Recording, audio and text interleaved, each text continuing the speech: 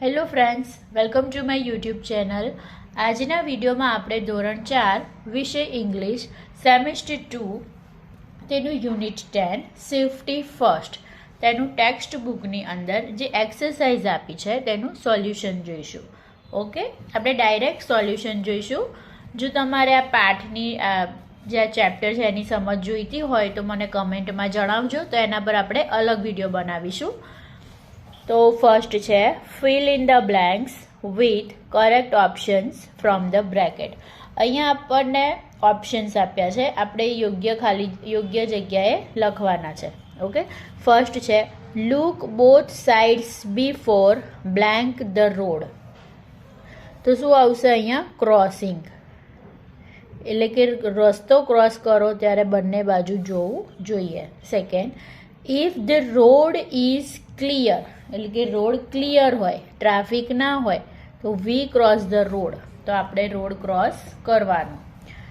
V stop, we look and we listen, એટલે આપણે રોકાવાનું, જોવાનું અને સાંભળવાનું. આપણે જ્યારે રોડ ક્રોસ કરીએ ત્યારની વાત છે.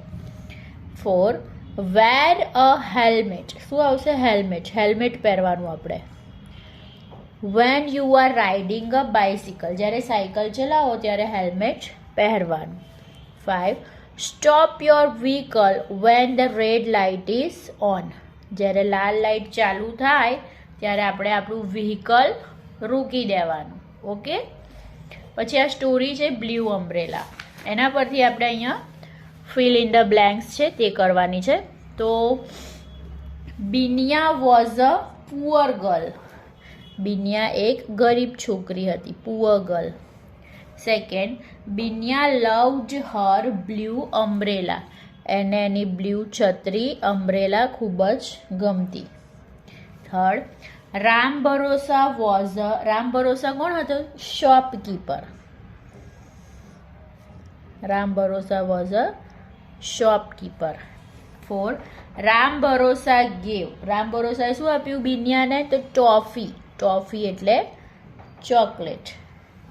5, people stopped buying things from Ram Bharosa shop, લોકોએ રામ ભરોસાની દુકાનેથી ખરીદવાનું બંધ કરી દીધું. અહીં આવશે Ram Bharosa shop.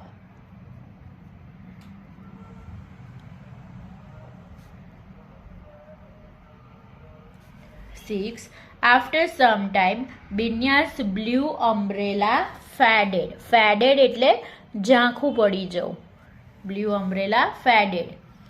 7, Binya realized that she did not need an umbrella to be happy, બિન્યાને એવો અહેસાસ થયો કે ખુશ રહેવા માટે એને અમ્બ્રેલા એટલે છત્રીની જરૂરત નથી. ઓકે, આગળ જોઈએ. રીડિંગ છે પેરેગ્રાફ, એના પરથી ક્વેશ્ચન આન્સર આપવાના છે.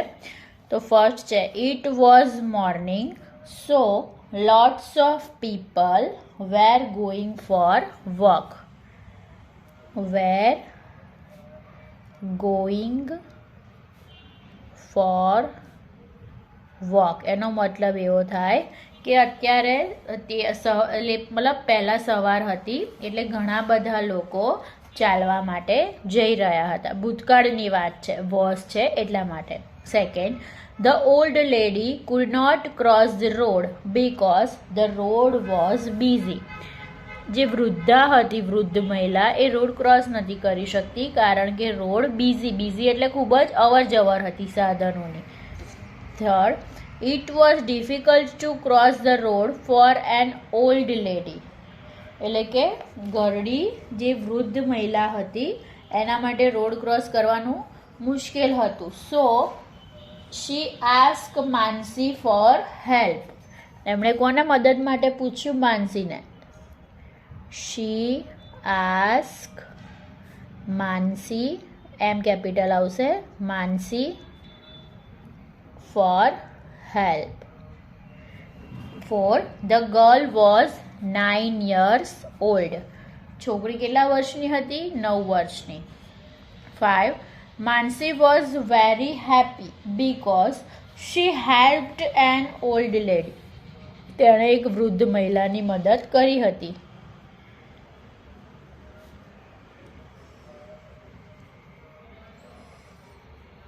6. Mansi helped the old lady. માનસીએ વૃદ્ધ સ્ત્રીની મદદ કરી. So she gave her blessings. Blessings એટલે આશીર્વાદ.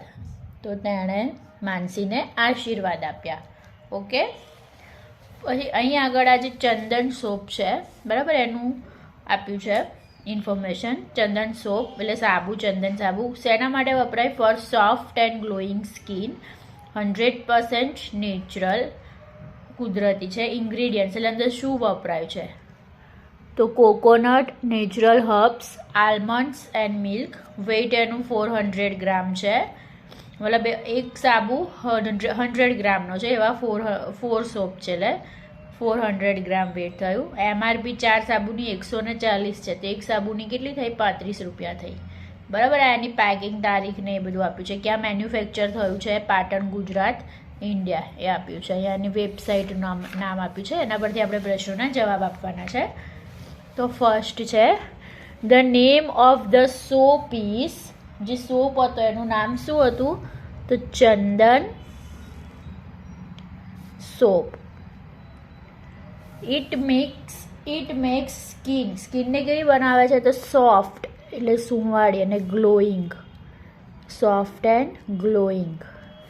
The ingredients are. કયા કયા અંદર ઇન્ગ્રીડિયન્ટ્સ યુઝ થયા છે? તો એમાં આવશે coconut, natural herbs,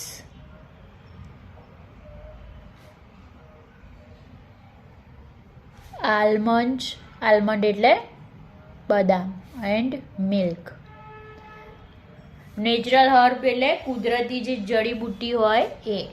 it was packed in. કયા મંથમાં પેક થયું છે? તો ફેબ્રુઆરી. Its weight is. એ વેઇટ કેટલું છે એનું? તો એક સાબુનું વેઇટ છે, અહીંયા એક સાબુનું કીધું એટલે 100 આવશે. 4 સાબુ હોય તો 400 ગ્રામ આવે. Okay. The price of 1 soap is. 1 સોપની પ્રાઇસ કેટલી થાય? 35 rupees. Okay. It was manufactured at. ક્યાં મેન્યુફેક્ચર્ડ, ક્યાં બન્યું છે? તો પાટણ, ગુજરાત. ઓકે. આગળ જોઈએ. અહીંયા તો શું છે એમાં?